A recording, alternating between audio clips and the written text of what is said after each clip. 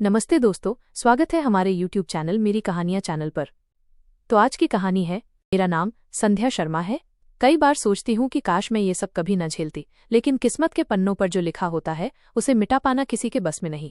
जयपुर की संकरी गलियों में मेरा बचपन बीता। घर छोटा था लेकिन सपने बड़े। मेरे पिता का देहांत तब हो गया था जब मैं मुश्किल से 15 साल की थी। माँ शारदा देवी पर अचानक जिम्मेदारियों का पहाड़ टूट पड़ा। मेरा छोटा भाई रवि उस समय 12 साल का था। माँ ने घरों में सिलाई का काम करके हमें पढ़ाने की कोशिश की, लेकिन गरीबी की आग हर दिन और भड़कती रही। रवि बड़ा होकर पढ़ाई से दूर हो गया। उसकी आदतें बिगड़ चुकी थीं। पहले ताश, फिर जुआ, फिर शराब, और देखते देखते वो कर्ज के दलदल में धंस गया। कितनी ही बार मैंने उसे समझाया, मिन्नतें की, माँ ने आंसुओं से रोका, लेकिन वो हर बार कहता, दीदी ये मेरी जिंदगी है, तुम लोग क्यों टांग अड़ाती हो। उस समय मैं खामोश हो जाती, लेकिन दिल में डर बैठ जाता कि एक दिन उसकी ये आदतें हम सबको बर्बाद कर देंगी। मेरी पढ़ाई का आखिरी साल चल रहा था। मुझे उम्मीद थी कि डिग्री पूरी होने पर कोई अच्छी नौकरी मिल जाएगी और फिर हम सब संभल जाएंगे, मगर हालात इतनी आसानी से सुधरने वाले कहाँ थे। रवि के कर्जदाताओं की धमकियां अब रोज घर तक पहुंचने लगीं। माँ की सेहत भी दिन प्रतिदिन बिगड़ रही थी। मैं जब भी दवा लेने जाती तो दुकानदार कहता, संध्या जी पैसे कब देंगे, और मेरे पास कोई जवाब नहीं होता। इन्हीं दिनों मेरी नजर पड़ी अभय प्रताप सिंह पर। वो हमारे ही मोहल्ले के बड़े घर में रहते थे। लोग उन्हें दबंग और गुस्सैल मानते थे। कहते थे कि अभय से पंगा लेना आसान नहीं। उनका घर शाही अंदाज का था, जिसमें उनके चाचा विक्रम सिंह और दादी सावित्री देवी रहते थे। बाहर से देखने पर यह परिवार बेहद मजबूत और रौबदार लगता, लेकिन मुझे अंदाजा नहीं था कि एक दिन मेरी किस्मत इन्हीं लोगों से बंध जाएगी। एक शाम रवि के कर्जदाताओं ने हमारे घर आकर दरवाजा तोड़ दिया। उन्होंने धमकी दी कि अगर 7 दिन में पैसा नहीं लौटा तो रवि को उठा ले जाएंगे। माँ चीख पड़ी और मैं बुरी तरह डर गई। उसी रात मैं अभय के पास पहुंची। पता नहीं क्यों मुझे लगा कि वही मेरी आखिरी उम्मीद है। अभय मुझे देखकर पहले तो चौंका, फिर उसने मेरी हालत सुनी और कुछ देर चुप रहा। उसके बाद उसने धीरे से कहा, मैं तुम्हारे भाई की जान बचा सकता हूँ, लेकिन इसकी कीमत चुकानी पड़ेगी। तुम मुझे अपने साथ एक कागजी रिश्ते में बांधो। अदालत में शादी होगी, असली में नहीं। बाहर की दुनिया को लगे कि तुम मेरी पत्नी हो, ताकि मेरे परिवार के कुछ मसले सुलझ सके। बदले में मैं तुम्हारे भाई का सारा कर्ज चुका दूंगा। उसकी बात सुनकर मेरे पैरों तले जमीन खिसक गई। शादी, वो भी बिना रिश्ते, बिना भावनाओं के। ये कैसा समझौता था। मैंने माँ और रवि का चेहरा सोचा। अगर मैंने मना किया तो रवि की जान जा सकती थी, माँ को सदमा लग सकता था। आखिरकार मैंने रोते हुए हामी भर दी। अगले ही दिन अदालत में कुछ कागजों पर दस्तखत कर दिए गए। वहां कोई बैंड बाजा, कोई मंगल गीत नहीं था। न कोई गहना, न सिंदूर, बस ठंडी कलम और जबरदस्ती की मुस्कान। उस मुझे लगा जैसे मैंने अपनी जिंदगी का सबसे बड़ा बोझ अपने कंधों पर रख लिया है। जब मैं घर लौटी तो माँ ने पूछा, संध्या तेरी आंखें इतनी लाल क्यों हैं। मैंने झूठ बोल दिया, माइनस कुछ नहीं माँ, कॉलेज का काम ज्यादा था। सच कहने की हिम्मत ही नहीं हुई। कुछ दिनों बाद मुझे अभय के घर जाना पड़ा। उनकी दादी सावित्री देवी ने मुझे देखकर खुशी जताई। उन्होंने मुझे गले लगाकर कहा, बेटी अब तू हमारी बहू है, इस घर की लक्ष्मी। मैं उनके प्यार में पिघल गई, लेकिन भीतर से जानती थी कि यह रिश्ता केवल दिखावा है। चाचा विक्रम सिंह ने मुझे पैनी नजरों से देखा। वो सख्त मिजाज आदमी थे। लगता था जैसे उन्हें मुझ पर भरोसा नहीं। अभय ने साफ कर दिया, संध्या याद रखना, ये रिश्ता सिर्फ कागजों पर है। मैं तुझसे कोई उम्मीद नहीं करता और तू मुझसे कोई उम्मीद मत रखना। उसकी ये बेरुखी मुझे अंदर तक चुभी, लेकिन मैंने सिर झुका लिया। धीरे धीरे दिन बीतने लगे। अभय बाहर से गुस्सैल था, मगर कहीं न कहीं उसके भीतर इंसानियत भी थी। उसने रवि को अस्पताल में भर्ती करवाया, उसके इलाज का खर्च उठाया। जब मैंने शुक्रिया कहना चाहा तो उसने सख्त आवाज में कहा, ये सब मेरे काम के लिए है, कोई एहसान समझने की भूल मत करना। लेकिन मुझे पता था कि उसके कठोर शब्दों के पीछे कहीं न कहीं एक नरम दिल छिपा है। कॉलेज में मेरे सहपाठी अक्सर ताने मारते। अभय के दोस्त रजत और सुमित खास तौर पर मुझे चिढ़ाते, देखो देखो हमारी भाभी जी आ गईं। उनकी बातें सुनकर मैं शर्म से पानी पानी हो जाती। ये सब पता चला तो उसने उन दोनों को सख्त चेतावनी दी। उस दिन पहली बार मुझे लगा कि चाहे अभय कितना भी कठोर क्यों ना हो, लेकिन मेरी इज्जत की रक्षा करने से वो पीछे नहीं हटेगा। मगर मेरी मुश्किलें यहीं खत्म नहीं हुईं। घर में रोज नए नए सवाल उठने लगे। दादी पूछती, बेटी कब हमें अच्छा समाचार सुनाएगी। चाचा ताना देते, लगता है बहू जी पढ़ाई में ज्यादा और गृहस्थी में कम ध्यान देती हैं। और मैं हर बार खामोश हो जाती। मेरे दिल में डर बैठा था कि अगर इस कागजी रिश्ते का सच सामने आ गया तो सब कुछ बिखर जाएगा। इन सब के बीच मेरी माँ की तबीयत लगातार बिगड़ रही थी। एक रात अचानक उनकी हालत नाजुक हो गई। मैं अस्पताल भागी। डॉक्टर ने कहा कि उन्हें तुरंत बड़ा ऑपरेशन करना होगा, वरना जान बचाना मुश्किल होगा। उस समय मेरे पास पैसे नहीं थे। मैं अकेली बैठकर रो रही थी कि अभय आया और उसने बिना कुछ पूछे सारे खर्च अपने ऊपर ले लिए। माँ का ऑपरेशन सफल हुआ। उस रात मैं पहली बार भगवान का शुक्रिया अदा कर रही थी कि अभय जैसा कोई मेरी जिंदगी में आया, भले ही रिश्ते का नाम सिर्फ कागजी था। लेकिन इसी बीच एक और तूफान उठने वाला था। रवि अस्पताल से छुट्टी के बाद फिर से पुराने दोस्तों में घुलने मिलने लगा। मैं चाहती थी कि वो सुधर जाए, नौकरी करे, लेकिन उसने मेरी एक न सुनी। एक दिन मुझे खबर मिली कि वो फिर किसी बड़े जुए में फंस गया है। मेरी सांसें थम गईं। मैंने सोचा अगर इस बार भी कोई मुसीबत आए तो शायद मैं उसे बचा न पाऊं। इसी डर और बोझ के बीच मेरी जिंदगी आगे बढ़ रही थी। रवि के फिर से गलत राह पर लौट जाने की खबर ने मुझे अंदर तक हिला दिया। मैंने सोचा था कि अस्पताल से निकलने के बाद शायद वो बदल जाएगा, लेकिन शायद आदतें इतनी आसानी से नहीं छूटती। एक रात मैं उसके पीछे पीछे मोहल्ले की उस गली तक पहुंची जहां पुराने जुआरी बैठते थे। अंधेरे में वो चौकड़ी जमाए ताश खेल रहा था। मैं फटी आंखों से उसे देख रही थी। रवि, मैंने ऊंची आवाज में पुकारा। वो चौंक कर खड़ा हुआ और बोला, दीदी, तुम यहाँ कैसे? मैंने गुस्से से कहा, शर्म नहीं आती तुझे? अभय भैया ने तेरी जान बचाई, माँ अस्पताल में है और तू फिर वही गंदगी। रवि बौखला गया। दीदी, तुम समझती क्यों नहीं? ये मेरी कमजोरी नहीं, मेरी किस्मत है। मुझे बड़ा आदमी बनना है और जुए से ही मैं एक दिन सब कुछ पालूंगा। उसकी बातें सुनकर मेरे आंसू निकल आए। मैंने उसका हाथ पकड़कर कहा, तू बर्बाद हो रहा है रवि, और अगर तू बर्बाद होगा तो हमारी माँ भी मर जाएगी। वो हाथ छुड़ाकर भाग गया। उस रात मैं देर तक सड़क पर खड़ी रही और सोचती रही, क्या मैं एक बहन के रूप में नाकाम हो गई हूँ? अगले दिन अभय को ये सब पता चला। वो गुस्से में लाल हो गया। उसने रवि को पकड़कर कमरे में बंद कर दिया और जोर से चिल्लाया, संध्या, तेरा भाई अगर ऐसे ही चलता रहा तो एक दिन जेल में सड़ेगा। मैं सब देख चुका हूँ। या तो वो सुधरेगा या फिर इस घर से बाहर फेंक दिया जाएगा। मैंने हाथ जोड़कर कहा, अभय प्लीज, उसे वक्त दो। माँ की हालत संभल रही है, अगर उसे घर से निकाल दोगे तो वो टूट जाएगा। अभय ने मेरी ओर देखा। उसकी आंखों में कठोरता थी, लेकिन कहीं न कहीं दया भी झलक रही थी। उसने धीरे से कहा, ठीक है, तेरी बात मान लेता हूँ, लेकिन ये आखिरी मौका है। विक्रम सिंह को जब ये सब पता चला तो वो और भड़क गए। उन्होंने दादी से कहा, देखा आपने, ये लड़की कैसी है? इसका भाई जुआरी खुद कॉलेज के नाम पर इधर उधर घूमती रहती है। हमारे खानदान की इज्जत मिट्टी में मिल जाएगी। दादी ने शांत स्वर में कहा, विक्रम, इतना कठोर मत बनो। लड़की सीधी है, समय लगेगा, सब ठीक होगा। लेकिन मैं जानती थी कि विक्रम सिंह का शक मेरे पीछे पीछे चलता है। घर में मेरा हर कदम उनकी निगरानी में था। कॉलेज में भी परेशानियां बढ़ रही थीं। कुछ लड़कियां मेरे बारे में फुसफुसाती, अरे यही है न वो लड़की जो पैसे के लिए शादी कर बैठी? हाँ, देखो तो कैसी सज धज कर आती है। उनकी बातें मेरे दिल को चीर जाती। मैं चाहकर भी किसी को सच नहीं बता सकती थी। इन सब हालातों में अभय और मेरे बीच अजीब सा रिश्ता बनने लगा। हम दोनों कभी खुलकर बात नहीं करते थे, लेकिन कई बार उसकी चुप्पी ही मेरे लिए सहारा बन जाती। एक दिन मेरी माँ से मिलने के लिए वो अस्पताल आया। माँ ने उसका हाथ पकड़ लिया और बोली, बेटा तू तो मेरा देवता है, अगर तू न होता तो पता नहीं मेरा क्या हाल होता। अभय ने मुस्कुराकर कहा, माँ जी मुझे आशीर्वाद दीजिए, बस यही काफी है। उसके चेहरे पर उस पल की कोमलता ने मुझे भीतर तक छू लिया। लेकिन हमारी जिंदगी की कठिनाइयां कम होने का नाम ही नहीं ले रही थीं। एक दिन रवि अचानक घर से गायब हो गया। मैंने पूरा शहर छान मारा, लेकिन उसका कोई सुराग नहीं मिला। माँ रो रो कर बेहाल हो गई। अभय ने अपने लोगों को भेजा और 2 दिन बाद खबर मिली कि रवि दिल्ली चला गया है।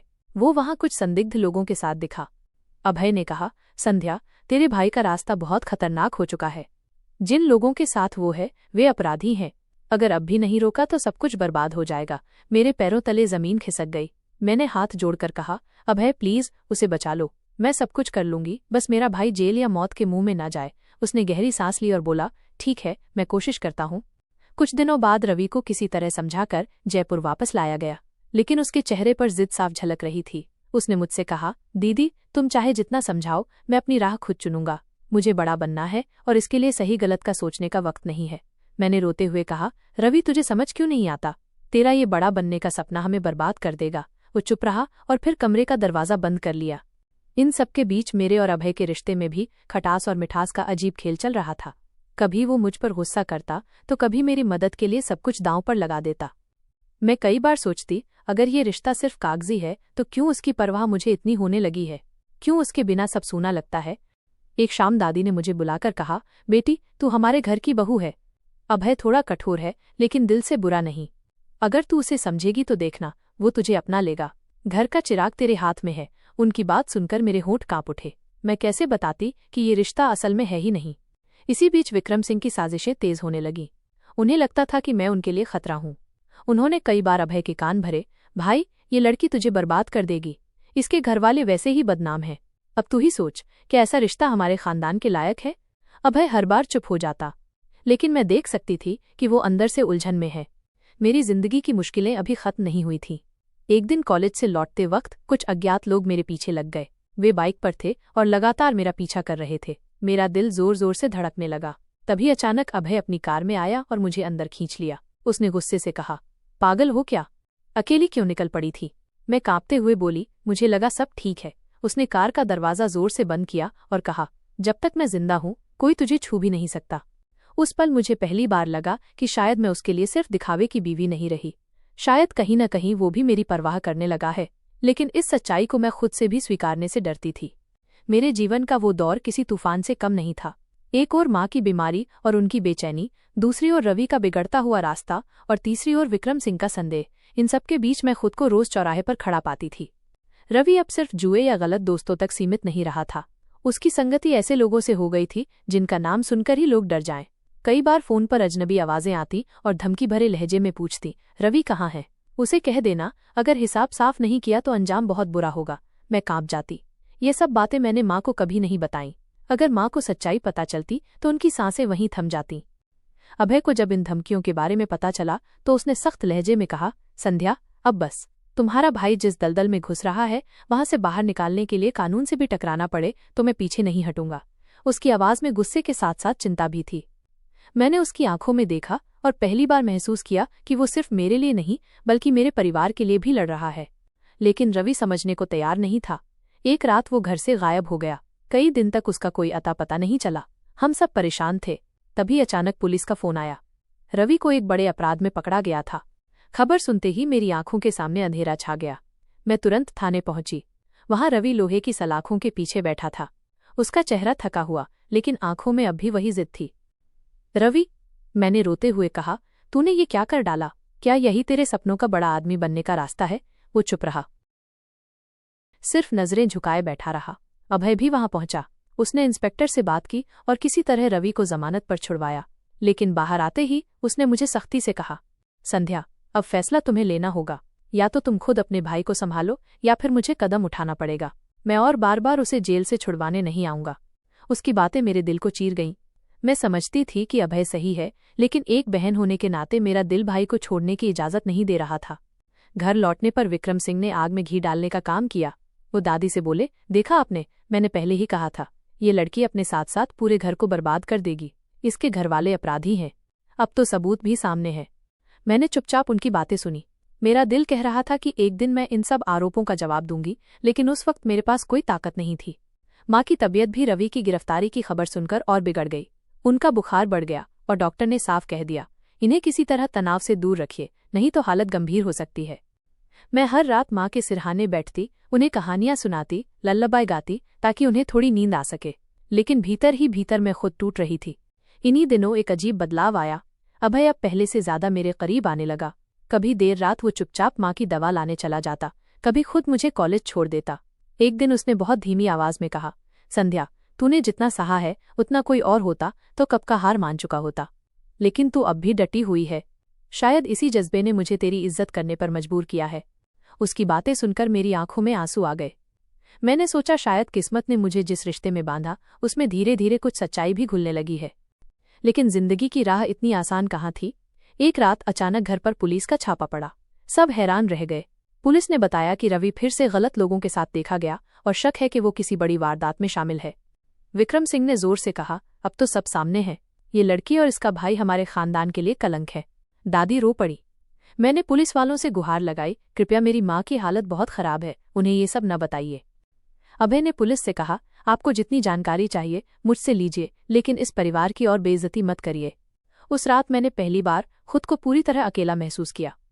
ऐसा लग रहा था कि पूरी दुनिया मेरे खिलाफ खड़ी है और सिर्फ अभय ही है जो किसी तरह मुझे थामे हुए है। कुछ दिनों बाद रवि किसी तरह फिर लौट आया। इस बार उसकी हालत पहले से भी ज्यादा खराब थी। वो नशे में धुत था। मैंने उसे पानी पिलाया और कहा, रवि, तू आखिर चाहता क्या है? वो लड़खड़ाती आवाज में बोला, दीदी, मैं थक गया हूँ। सब मुझे अपराधी कहते हैं। शायद मैं वाकई अपराधी बन चुका हूँ, लेकिन मैं बस इतना चाहता था कि माँ खुश रहे, तू खुश रहे और मैं बड़ा आदमी बनूं। मगर अब समझ में आ गया कि मैं खुद को भी खो चुका हूँ। उसकी बातें सुनकर मेरा दिल फट गया। मैंने उसे गले से लगाया और कहा, रवि, देर नहीं हुई है। अगर तू बदलना चाहे तो सब कुछ सुधर सकता है। अभय दरवाजे पर खड़ा ये सब सुन रहा था। उसकी आंखों में उम्मीद की एक हल्की सी किरण थी। लेकिन किस्मत के खेल बड़े अजीब होते हैं। ठीक जब रवि बदलने की कोशिश करने लगा, तभी उस पर पुराने अपराधियों का दबाव बढ़ गया। उन्होंने धमकी दी कि अगर उसने उनका साथ छोड़ा तो उसका और हमारे परिवार का अंजाम बहुत बुरा होगा। मैंने अभय को सब बताया। उसने कहा, संध्या, अब खेल और खतरनाक हो गया है, लेकिन तू डर मत, मैं हूं ना। उस पल मुझे लगा जैसे किसी ने मेरे कांपते हाथ थाम लिए हों। मेरे जीवन का सबसे कठिन समय अब शुरू हो चुका था। मैं जितनी कोशिश करती कि हालात संभल जाएं, उतनी ही तेजी से सब कुछ हाथ से निकलता जा रहा था। माँ की बीमारी बढ़ रही थी। उनका शरीर अब बेहद कमजोर हो चुका था। आंखों में चिंता और चेहरे पर थकान साफ दिखाई देती थी। डॉक्टर कहते थे कि उन्हें सिर्फ दवाइयों की नहीं बल्कि मानसिक शांति की भी सख्त जरूरत है। लेकिन हमारी जिंदगी में शांति तो जैसे गायब ही हो गई थी। रवि अब पहले से कहीं ज्यादा डर और दबाव में जी रहा था। पुराने अपराधियों की धमकियां बढ़ गई थीं। कई बार रात के सन्नाटे में अजीब फोन आते। गुस्से से भरी आवाजें कहती, हिसाब साफ करो वरना पूरा घर जला देंगे। मैं कांप जाती और उस फोन को काटकर छिपा देती ताकि माँ को कुछ पता न चले। एक शाम रवि नशे में धुत होकर घर आया। उसकी आंखें लाल थीं और होंठ कांप रहे थे। उसने मुझे देखा और अचानक फूट फूट कर रो पड़ा। दीदी, मैं अब इस जिंदगी से भागना चाहता हूँ, लेकिन रास्ता नहीं मिल रहा। मैंने उसके कंधे पर हाथ रखा और कहा, रवि, अभी भी वक्त है। अगर तू सच में बदलना चाहता है तो मैं तेरे साथ हूँ। अभय भी मदद करेगा, लेकिन तू कसम खा कि अब कभी उन लोगों के साथ नहीं जाएगा। उसने मेरी ओर देखा, सिर हिलाया, लेकिन उसकी आंखों में मैंने बेबसी देखी। इसी बीच विक्रम सिंह ने घर में जहर घोलना शुरू कर दिया। दादी से कहते, देखा आपने, ये लड़की और उसका भाई हमारी इज्जत मिट्टी में मिला रहे हैं। अभय की जिंदगी बर्बाद कर दी इसने। अगर इसे अभी रोका नहीं गया तो हम सबके नाम पर दाग लग जाएगा। उनकी बातें सुनकर मेरा दिल टूटता, लेकिन मैं चुप रहती, क्योंकि मेरे पास सफाई देने की ताकत नहीं बची थी। अभय अब मेरे साथ ज्यादा समय बिताने लगा था। वो समझ चुका था कि मेरा दर्द कितना गहरा है। कई बार वो मुझे समझाता, संध्या, तू सबका बोझ अपने कंधों पर मत ले। रवि की गलतियां उसकी हैं, तेरी नहीं। लेकिन तू उसे संभालने की पूरी कोशिश कर रही है, यही काफी है। उसकी बातें मुझे थोड़ी राहत देती, पर असली तूफान अभी बाकी था। एक रात अचानक पुलिस फिर घर आई। इस बार मामला गंभीर था। इंस्पेक्टर ने बताया कि शहर में हुई एक बड़ी वारदात में रवि का नाम सामने आया है। उन्होंने कहा, अगर रवि ने गुनाह किया है तो उसे सजा भुगतनी होगी। आप चाहें तो हमें मदद कीजिए ताकि हम असली गिरोह तक पहुंच सके। मेरा दिल धड़क उठा। मैंने रवि को खोजा, लेकिन वो घर से गायब था। माँ घबराकर मुझे देख रही थी। मैंने झूठ बोला, वो दोस्तों के पास गया है। असलियत ये थी कि मुझे भी नहीं पता था कि रवि कहाँ है। मैंने तुरंत अभय को फोन किया। वो आधी रात को घर पहुंचा और बोला, संध्या, घबराने की जरूरत नहीं, हम रवि को खोज निकालेंगे। लेकिन एक बात याद रखना, अगर उसने सचमुच कोई बड़ा गुनाह किया है तो हमें उसका सामना करना ही होगा। मैंने आंसुओं में सिर झुका लिया। अगले ही दिन खबर आई कि रवि को पुलिस ने पकड़ लिया है। इस बार आरोप था हथियारों की सप्लाई में शामिल होने का। सुनकर मेरी रूह कांप गई। थाने में जाकर जब मैंने उसे देखा तो मेरा दिल रो पड़ा। वो सलाखों के पीछे खड़ा था, चेहरा थका हुआ, आंखें खाली। मैंने उससे कहा, रवि, बता दे सच्चाई, ये सब तूने किया है? उसने सिर झुका लिया और धीरे से बोला, दीदी, मैं मजबूर था। उन्होंने धमकी दी थी कि अगर मैं साथ नहीं दूंगा तो माँ और तेरा खून कर देंगे। मैं डर गया, मैं हार गया, मैं वहीं गिर पड़ी। अभय ने मुझे संभाला। पुलिस ने साफ कहा कि सबूत पक्के हैं और अब रवि को अदालत में पेश किया जाएगा। घर लौटते वक्त विक्रम सिंह का ताना फिर सुनाई दिया, अब तो सब सामने है। अब भी अगर तुम लोग इस लड़की को अपनाए रखना चाहते हो तो सोच लो, वरना हमारी इज्जत का नामो निशान मिट जाएगा। उस दिन पहली बार मैंने उनसे सीधे कहा, विक्रम जी, इज्जत इंसान के कर्मों से बनती है, किसी के घर की मजबूरी से नहीं। मुझे जितना अपमानित करना है कर लीजिए, लेकिन मेरी माँ और भाई को गालियां मत दीजिए। मेरी आवाज कांप रही थी, लेकिन आंखों में आंसू नहीं थे। शायद दर्द ने मुझे पत्थर बना दिया था। अभय चुपचाप खड़ा था। उसने मुझे देखा और सिर्फ इतना कहा, तू अकेली नहीं है। फिर अदालत के दिन आ पहुंचे। रवि को पेश किया गया। चारों ओर भीड़ थी। लोग फुसफुसा रहे थे, यही है वो लड़का जिसने पूरे शहर को खतरे में डाला। मैं सबकी निगाहें झेल रही थी। माँ की तबीयत इतनी खराब थी कि उन्हें ला भी नहीं सके। अदालत में रवि की हालत देखकर मैं टूट गई। वो बस एक ही बात कहता रहा, मैं गुनहगार हूँ, लेकिन मेरे पीछे बहुत बड़े लोग हैं। मुझे सजा दे दीजिए, पर मेरे परिवार को छोड़ दीजिए। उसकी बातें सुनकर मेरे कान सुन्न हो गए। अभय ने वकील से बात की, कोशिश की कि सजा कम हो जाए, लेकिन ये साफ हो चुका था कि रवि ने कानून तोड़ा है और अब उसे जेल जाना ही होगा। उस रात माँ को स्ट्रोक आ गया। डॉक्टर ने कहा, इनके पास ज्यादा वक्त नहीं है। मैं माँ के बिस्तर के पास बैठी रो रही थी। माँ ने धीरे से मेरा हाथ पकड़ा और बोली, बेटी, मैंने तुझे हमेशा मजबूत देखा है, लेकिन अब तू और मजबूत बन। अगर तेरे भाई को सजा मिल रही है तो ये भगवान की मर्जी है, लेकिन तू हार मत मानना। तेरे लिए जिंदगी अभी बाकी है। उनकी आवाज कांप रही थी। मेरी आंखें भीग गईं। अगली सुबह माँ हमें छोड़कर चली गई। उस दिन मुझे लगा जैसे मेरी दुनिया ही बिखर गई हो। एक ओर माँ का जाना, दूसरी ओर रवि का जेल जाना। मैं पूरी तरह खाली हो गई। अभय मेरे पास खड़ा था। उसने बहुत धीरे से कहा, संध्या, तू टूट मत, मैं हूँ तेरे साथ। चाहे जो हो, मैं तुझे अकेला नहीं छोड़ूंगा। उसकी बात सुनकर मैं उसके सीने से लगकर फूट फूट कर रो पड़ी। माँ के जाने के बाद मेरा घर जैसे वीरान हो गया। चारदीवारी तो वही थी, लेकिन उसमें अब कोई अपना बचा नहीं था। हर कोना माँ की याद दिलाता था, उनकी मध्यम आवाज, उनकी दवा की खुशबू और उनकी वो कांपती उंगलियां जो आखिरी बार मेरा हाथ पकड़कर छोड़ गई थीं। रवि अब जेल में था। हर हफ्ते मैं उससे मिलने जाती। जेल की सलाखों के उस पार उसका चेहरा और ज्यादा बुझा बुझा लगता। वो अब कम बोलता था, बस कभी कभी आंखों में पछतावा और थकान झलक जाती। एक दिन उसने कहा, दीदी, मुझे अब सजा का डर नहीं, मैं अपने गुनाह का बोझ ढो चुका हूँ। लेकिन तुझसे एक गुजारिश है, तू अपनी जिंदगी रोक मत देना। माँ भी यही चाहती थी। उसकी बात सुनकर मेरी आंखें भीग गईं। घर लौटकर मैं देर तक सोचती रही, क्या सच में मेरी जिंदगी अब भी बची है? क्या मैं नए सिरे से जी सकती हूँ? अभय मेरे लिए सबसे बड़ी ताकत बन गया था। उसने मेरे हर दर्द को अपना समझकर सहा। जब भी मैं टूटती वो मुझे थाम लेता, लेकिन उसकी अपनी मुश्किलें भी कम नहीं थीं। परिवार अब भी मेरे खिलाफ था। विक्रम सिंह तो अब खुलेआम कहने लगे थे, अगर अभय ने इस लड़की से शादी की तो वो हमारा बेटा नहीं रहेगा। ये सुनकर मैं भीतर से हिल गई। मैंने तय किया कि अब अभय को और परेशान नहीं करूंगी। मैंने उससे कहा, अभय, तू मेरा साथ छोड़ दे, मैं बोझ हूं तेरे लिए। तेरा परिवार तुझसे नाराज है और तेरे सामने अभी पूरी जिंदगी पड़ी है। लेकिन उसने गुस्से में मेरा हाथ पकड़ लिया और कहा, संध्या, तू मेरी जिंदगी है। अगर तुझे खो दिया तो मेरे पास जीने का कोई कारण नहीं बचेगा। मैं परिवार से लड़ लूंगा, समाज से लड़ लूंगा, लेकिन तुझसे कभी अलग नहीं होऊंगा। उसकी आंखों की सच्चाई देखकर मैं चुप रह गई। कुछ ही महीनों में रवि का केस अदालत में पूरी तरह निपट गया। उसे 5 साल की सजा सुनाई गई। मैं जानती थी कि अब वो लंबा वक्त वहीं बिताएगा, लेकिन एक सुकून था कि वो जिंदा है और शायद इस सजा से सुधर भी जाएगा। इसी बीच मेरी जिंदगी, अलविदा जिंदगी। इसी बीच मेरी जिंदगी ने एक नया मोड़ लिया। माँ के गुजरने और रवि के जेल जाने के बाद मैं पूरी तरह अकेली पड़ गई थी। अभय ने जिद की कि मैं उसके साथ रहने लगूं। उसने मुझे अपने छोटे से फ्लैट में जगह दी। शुरू में मैं झिझकी, लेकिन धीरे धीरे समझ गई कि यही मेरा सहारा है। हम दोनों ने मिलकर छोटे छोटे कदमों से नई जिंदगी शुरू की। मैं एक स्कूल में पढ़ाने लगी। बच्चों की मासूम मुस्कान देखकर मुझे पहली बार सुकून मिलता, लगता जैसे भगवान ने मुझे अब भी जीने का मकसद दिया है। अभय अब भी पुलिस की नौकरी में था। उसके सामने खतरे और चुनौतियां बहुत थीं। कई बार वो देर रात थका हारा लौटता और मेरे सामने बैठकर कहता, संध्या, मैं रोज ऐसे लोगों से लड़ता हूँ जो रवि जैसे रास्ते पर चलते हैं, लेकिन जब तेरी आंखों में हिम्मत देखता हूँ तो मुझे लगता है कि मेरी लड़ाई सही है। उसकी बातें सुनकर मैं गर्व महसूस करती। समय बीतता गया। 5 साल की सजा पूरी करके रवि जेल से बाहर आया, लेकिन अब वो पहले जैसा रवि नहीं था। उसका चेहरा शांत हो चुका था, आंखों में परिपक्वता आ गई थी। उसने मेरे पैरों में गिरकर कहा, दीदी, मुझे माफ कर दो। तूने मेरे लिए बहुत सहा, लेकिन अब मैं सचमुच बदल गया हूँ। मुझे एक मौका दे, मैं मेहनत करके तेरी और माँ की आत्मा को सुकून दूंगा। मैंने उसे गले लगा लिया। उस पल मुझे लगा जैसे मेरी आधी दुनिया लौट आई हो। धीरे धीरे जीवन पटरी पर आने लगा। अभय और मैंने शादी कर ली।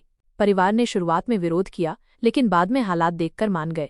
शायद उन्होंने देख लिया कि हमारे बीच का रिश्ता सिर्फ मोहब्बत का नहीं, बल्कि संघर्ष और विश्वास का था।